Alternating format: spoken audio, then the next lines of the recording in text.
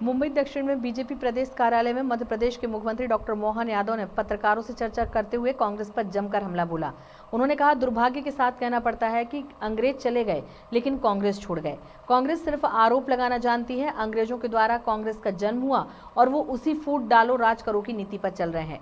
उनके साथ उसी प्रवृत्ति के अन्य दलों ने मिलकर घमंडिया गठबंधन बनाया है। ये सरकार बनाने का सपना देख रहे हैं, लेकिन जनता इनकी असलियत अच्छे से जानती है। ये लोगों को बरगलाने वाली बातें कर रहे हैं, लेकिन अब कोई इनकी बातों में नहीं आने वाला है।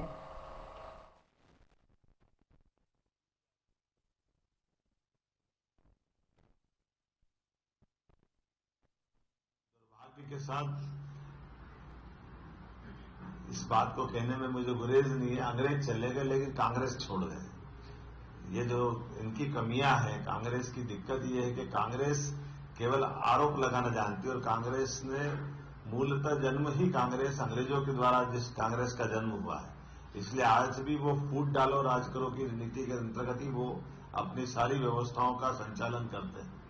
वो भूल जाते हैं कि सरकार में रहते रहते उनकी सरकार के द्वारा क्या हुआ है, और दुर्भाग्य से जैसे वो वैसे उनके साथ वाले एक ही थैली के चट्टे बट्टे ऐसे कई लोगों को जोड़ करके एक घमंडिया गठबंधन बन करके देश भर में सरकार का सपना देख रहे हैं और बातें भी ऐसी ऐसी कर रहे हैं कि उन बातों से लगता है कि ये जरा जनता इनकी बातों को जानती नहीं है क्या।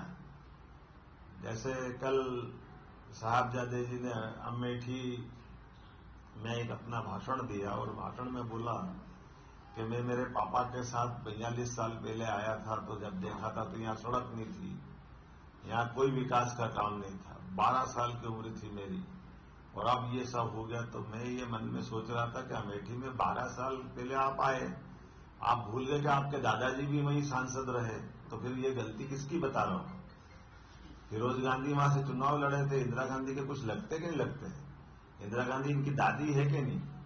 पूरा खानदान वही चुनाव लड़ता रहा, खुद को इतिहास मालूम नहीं और दूसरे से बात निकाल करके किस किस तरह की बात करते हैं।